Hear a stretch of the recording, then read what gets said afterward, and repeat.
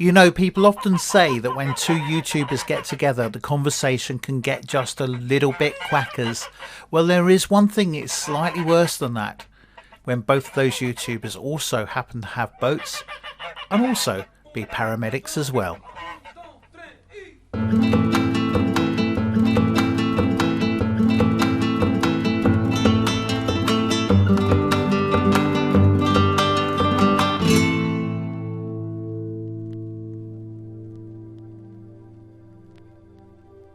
In this episode, the boat gets a very quick spring clean. It really needed it. And then we take a slow cruise down on a beautiful evening to Oulton Broad. Not before getting stuck at the bridge at Somerleyton, of course, and having a small domestic on the way. And then we meet two remarkable people before we watch some exhilarating powerboat racing to finish off a perfect day.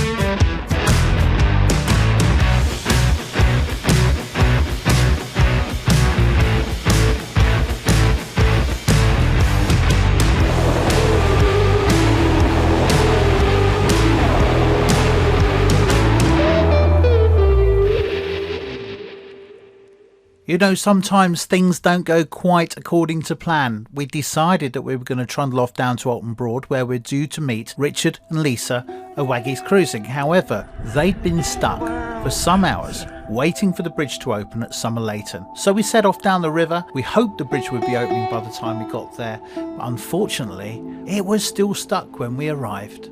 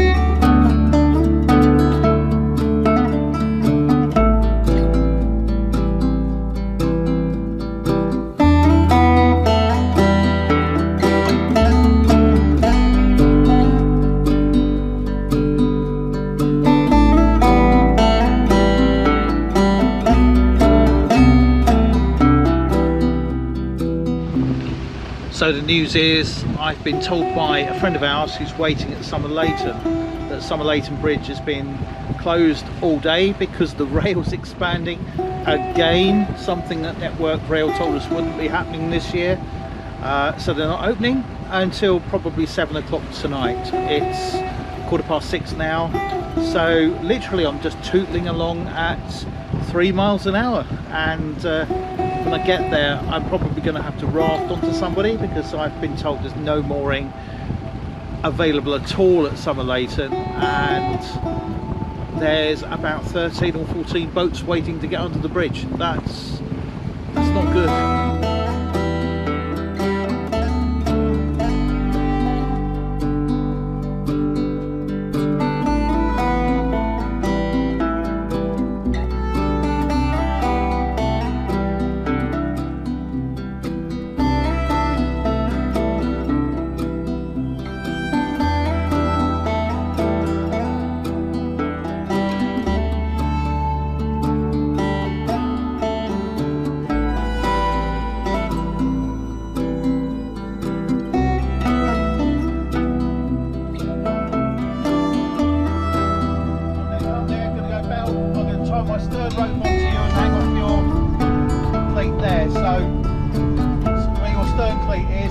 Come alongside there, if that's all right. Come, buddy. Right, stick a bow rope. There you go.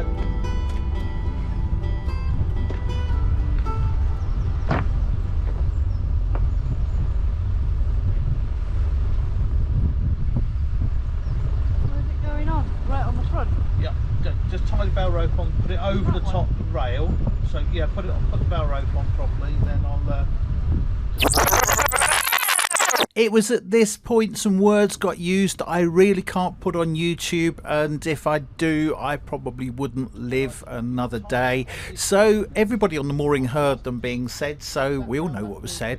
But we had a job to do. I had to get the boat rafted against another. The current was ripping through and the bridge wasn't going to be opening for a while. So the ropes were ready and I gingerly made my way into the position where I could just moor up alongside Nauti Rascal. Right, I'm just going to bring it in alongside.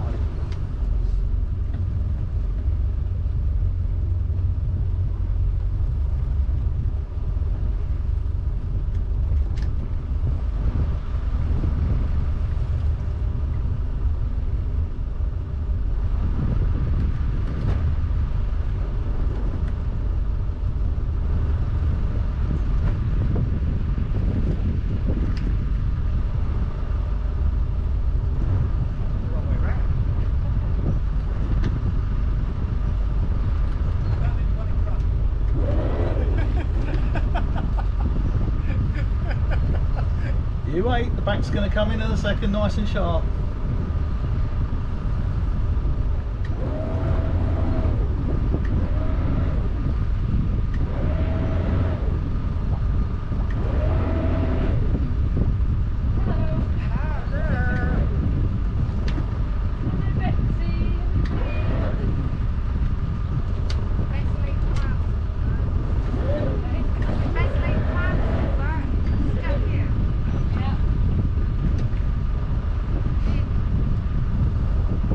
So that back rope is going to go onto that cleat there, okay? Yep. And then Richard can take that rope off us and just tie it onto his little cleat. All the fenders okay, Richard? Yeah, they're all good, mate. Okay, mate. I don't want anyone to be losing any windows. That back cleat needs to be exactly the same level as that cleat there. Need a fender in between there, buddy? No, we're all good. We're all good. That'll do. Okay. There you go. Let's just hold that one there then. No fingers in there. Fingers out. Fingers out. Good. Fingers out. That's it. Yeah. Good, good.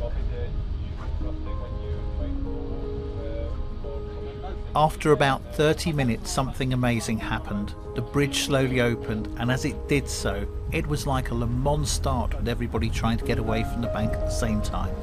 We decided we were going to catch up when we got to Oulton Broad, and so we cast off into a beautiful sunlit evening.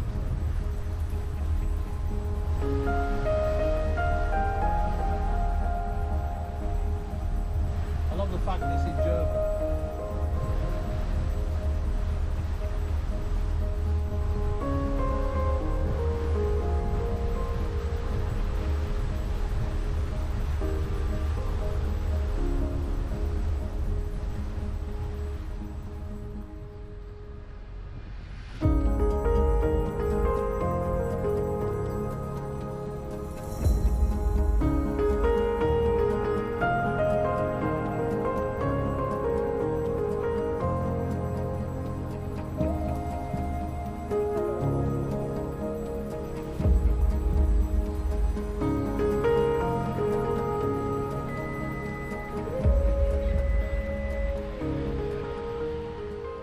If you're ever passing Oulton Broad on a Thursday night, a weekend or a bank holiday, you may see a buzz around Nicholas Everett Park, see classic cars like these, but more so, you may see the exciting speedboats racing in the British Powerboat Championships.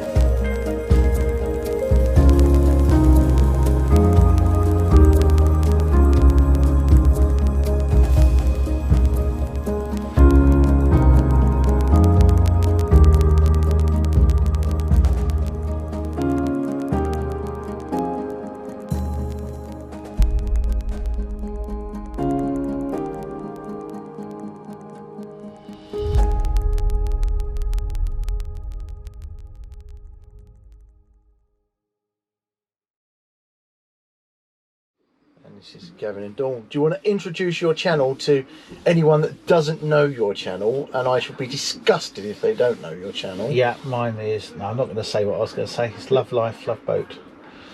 So it's not anything hub, I'm afraid. Yeah, it's Boat Hub. No, that's a friend of ours channel. Love Life, Love Boat, absolutely. Yeah, so I'll stick links, but I'm going to sit with a cushion like this so I don't look quite as fat as I actually am. There we go. It's not fat, mate. It's not fat. It's all muscle, isn't Yeah, it? it's all muscle. So let's start at the beginning. So when you came down on Wednesday, talk us through the journey. Tell us what happened. So you mean from Cornwall? No, not from No, I was Cornwall. going to say, because We from were in Cornwall. Loddon on Wednesday, Rich. Yeah, we were From in Loddon Loddon. Wednesday. We left the mooring without any disaster, which is unusual. Actually got a round of applause off of the boatyard opposite. That was a sense of relief. Yeah, it was. It was. Yeah. Yeah, I think they were disappointed, to be fair. yeah, I think they were disappointed that I had the nothing. pointy stick ready to push us off the other You mean boat. you had the boat hook? Yeah, Yeah. the stick thing. Yeah, A stick thing. yeah. Yeah. And That's my kind of talk. Yeah. and we had a really lovely journey down. The chat was very Bendy. yeah, but very reedy. It's what's the word I'm looking for? Yeah, a lot of people have been talking about the amount of growth on the Chet. Yeah. Just the fact that there's a lot of weeding there at the moment. Yeah. And it needs a weed boat down there pretty much. And it is, And it's quite silted towards the end as well. and the channel where it needs sort of cutting back is like getting narrower and narrower all the time. But we passed a couple of big boats going down there as well, which was really interesting because the actual stave was full up. So But you were nice and relaxed and calm, weren't you? Yeah. And the conditions were good, and it was a lovely day. yeah, And then you rang through to Reedham Yeah. Bridge. which we went through Reedham, which was, he said you had 15 minutes, and I worked it out. I had 14 minutes to get to the bridge. So we just done it as they closed the bridge behind us. At some lunch on the way down the new cut, which, is it me or does the new cut as you go down it just get longer and longer? Yeah. It's the most boring bit of river in the world, isn't it? What is it you call the pylons? Oh, mini Eiffel Towers. It is. Yeah. It's yeah. Well, the new cut at It's the moment. broken up you've by the fact that we also- do. Yeah. Yeah, we head for the Eiffel Towers. The Eiffel Towers. Yeah. Just at St Olave's. Yeah. Yeah. So be careful down the new cut because it's been built by I think around about 20 years ago. They put cage stone to reinforce the sides, Yeah. and the cages are breaking open. And last year, if you remember, a boat sank, and also the side of the cut actually collapsed. as a train was about to go over it, so it stopped just before the train got there. Literally, otherwise that would have been a major incident. But the foundation underneath the track literally gave way in the side of the bank into the river. But a lot of the new cut is completely utterly broken. Those side things, and you won't see them. They're really dangerous, and if you get too close to the sides, they'll do a lot of damage to your boat. Some of them have been flagged off with yellow obstruction markers. Oh yeah, we saw that, didn't we? However, you don't get near the edge. Oh no, Really I must admit, we tend to cruise right down the middle. Yeah, and then only if there's anything coming the other way. When you move, to let people pass. Move over to go past. But they were actually, I know when we were down last year, there was a lot of work right by the bridge just before you get to the yacht station, the marina. Yeah, St Ives Marina. Yeah, there was. And that was exactly that. So what happened was the foundation under the rail track gave way and collapsed into the river. Yeah. And literally, it collapsed in front of a train which stopped. Wow. That came as close as you come to kind of a major rail incident, because that would have been derailed into the new cut. That would have been really serious. Scary. It's very scary. Yeah. So we made it through there. Yeah. And then I gave Somerleyton a ring, but as I was coming around the corner, I could see that the moorings were very busy. And the minute I rang and I said to him, when will the bridge open? He said, if you're lucky, 7 o'clock. I realised that we were going to be stuck for a period of time. What time was that you got there? Oh, 2ish. 2ish. Yeah, probably 2ish. You managed to get tied up though on the quay, didn't you? Yeah, I did. And ironically, I managed to moor there perfectly with no dramas, no nothing.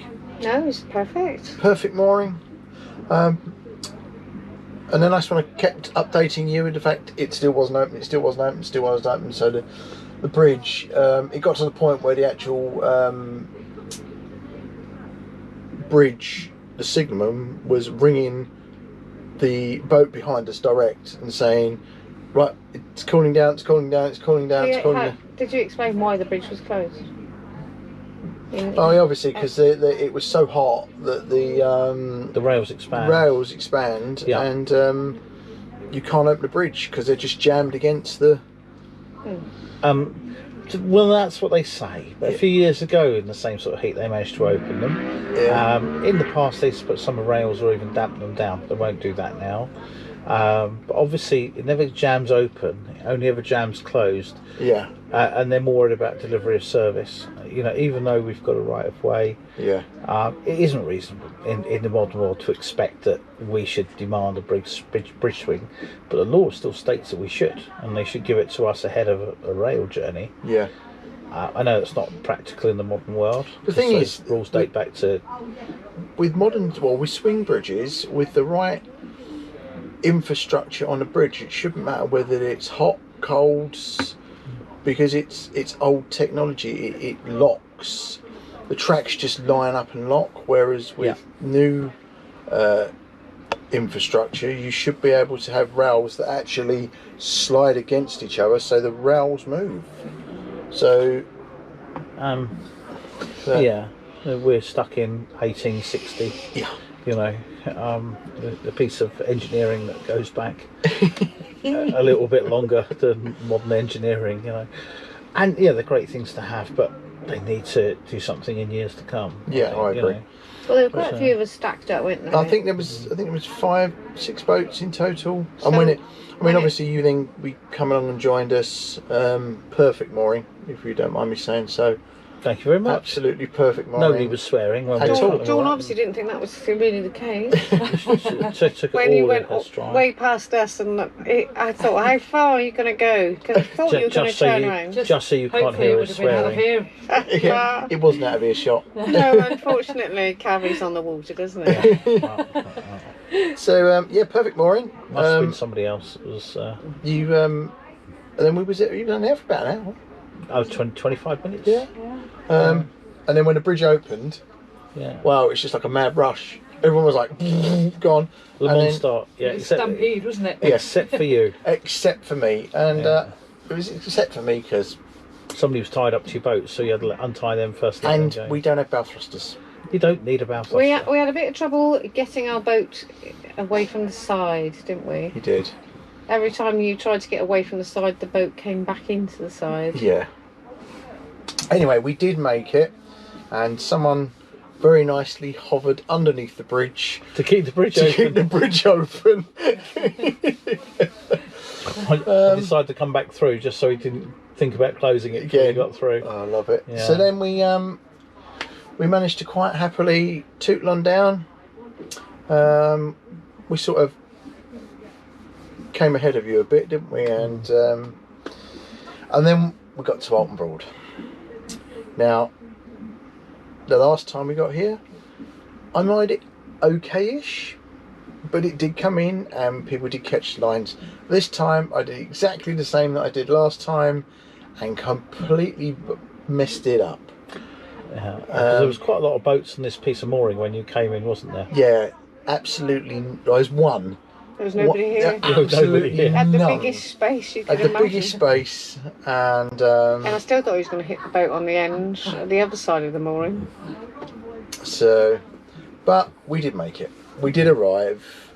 Let me tell you about your boat here. Yeah. Like, so you know, you've spoken to me the last couple of days about changing boats and aspirations for a bigger boat. Yeah, you've got one of the most deceptively good boats you could ever have.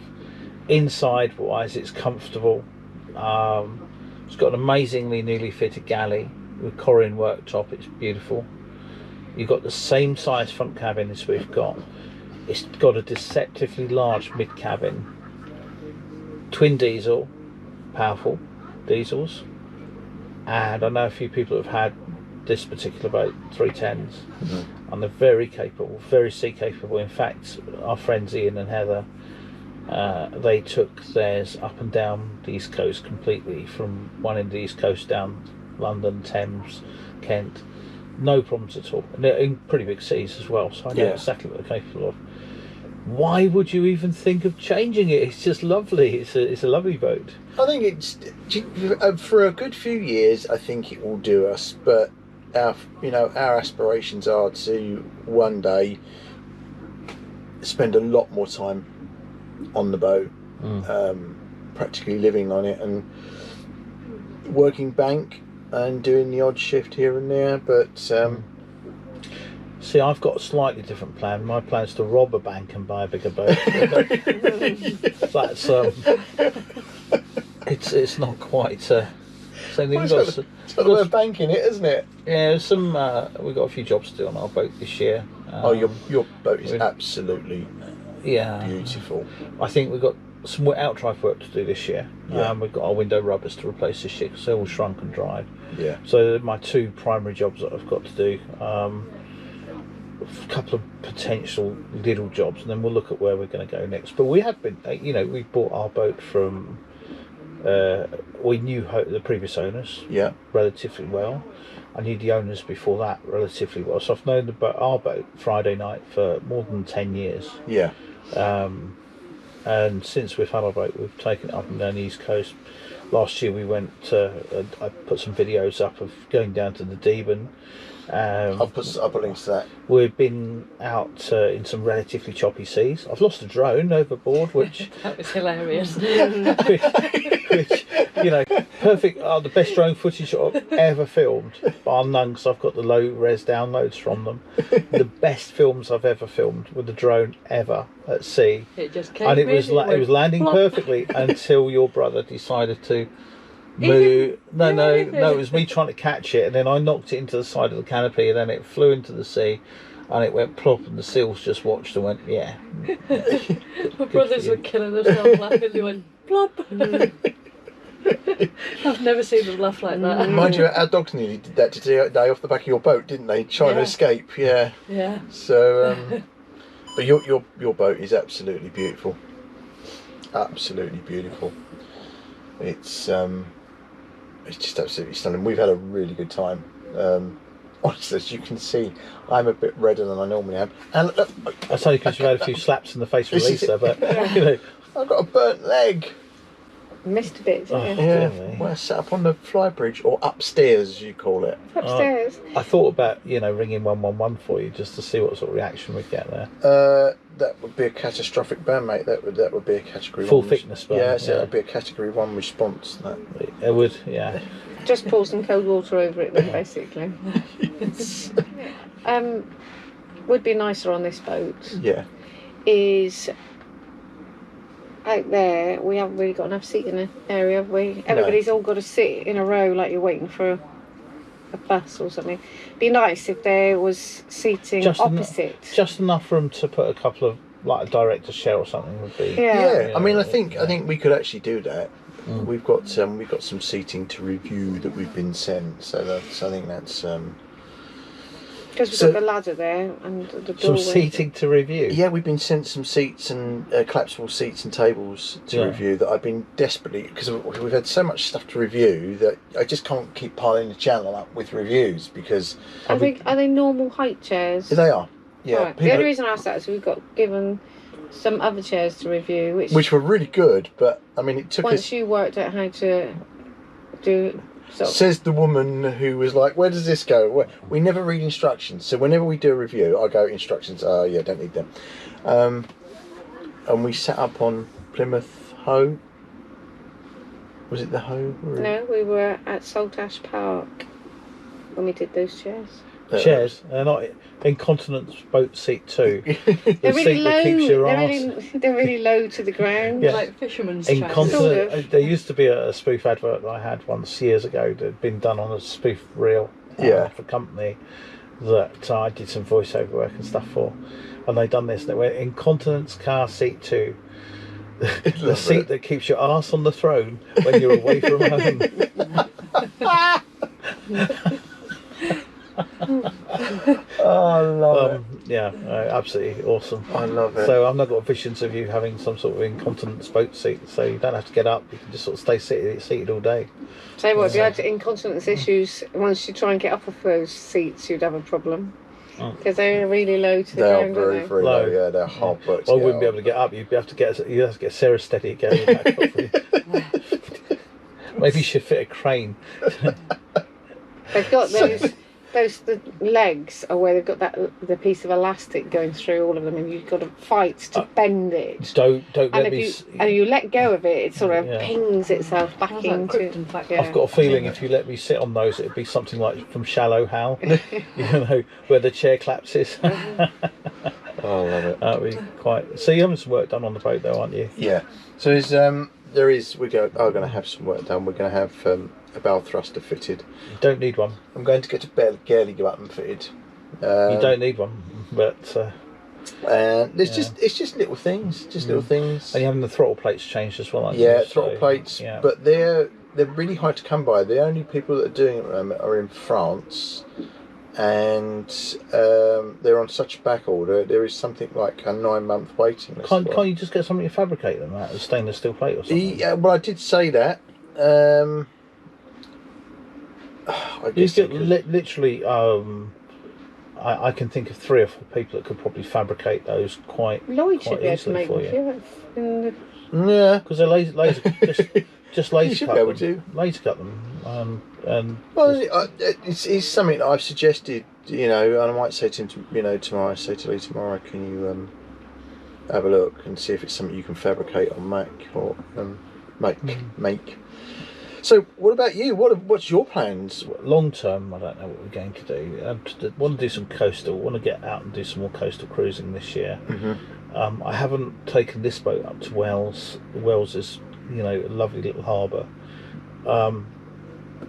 It's 52 miles from Yarmouth, or from here it's about 64, 66 each way. So yeah, it is. On a nice day, it's the most amazing journey. So you can have a flat sea all the way round past Haysborough, past Waxham, past Seapalling, round to the top of Norfolk. And it's a very challenging little journey in, so it's worth doing because it keeps you on your toes. Make sure you're plotting, you follow like a withy track. Yeah. And it's well marked, but it's a good. And the harbour master's wonderful guy, absolutely amazing. That's a good journey.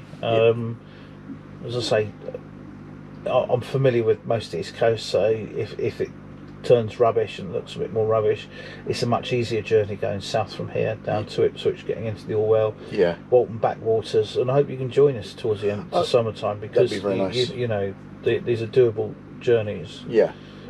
Just make you, and you need to get this out to sea on a choppy sea. If nothing else, you need to rip it across Braden several times as soon as you can, because you do need to know if you've got any problems, fuel problems, fuel breather problems, you know. You're not going to know that until you start stirring the tanks up. Yeah.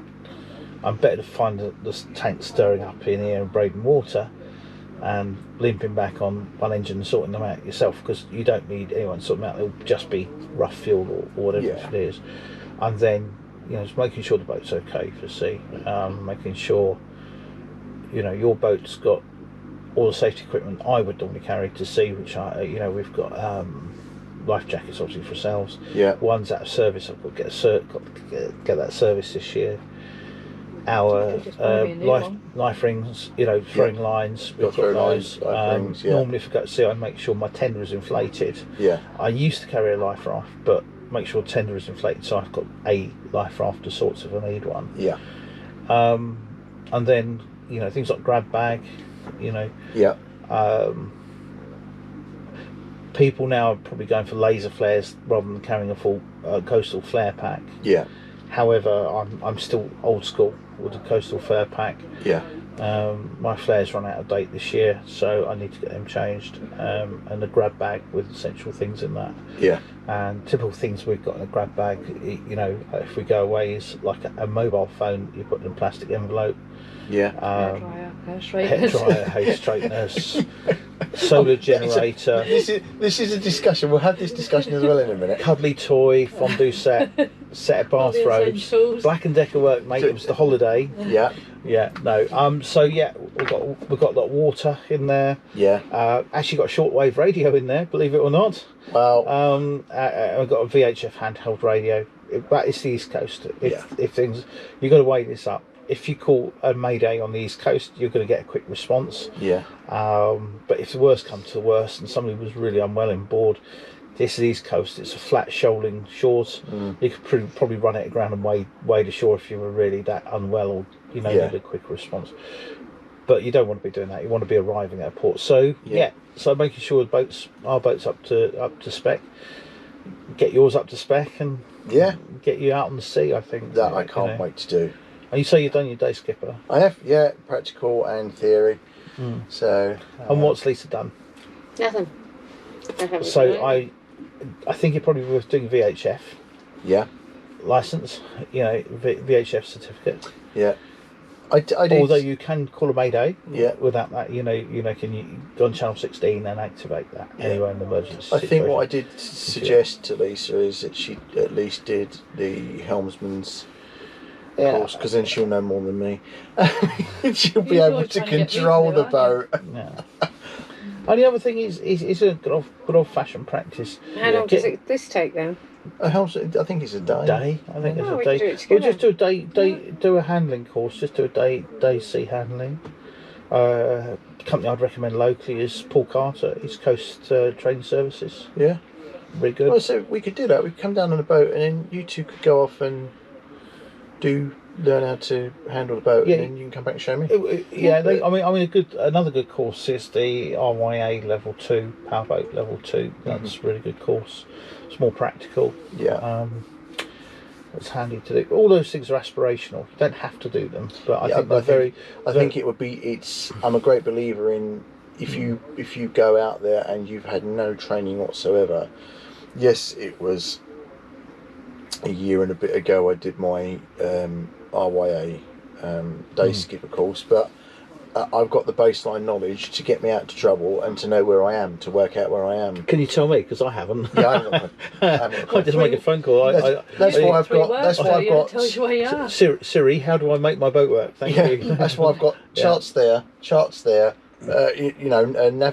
there. Navionics there. He told me that screen up there was supposed to be for me. So we got sent this to review. It's supposed to be mine, look. And he's decided it's great, it's going to keep because it. I can fit Navionics on here, and as I've just stuck a holder upstairs. That's not what I saw you looking on it last night through the window when I was poking and spying on you.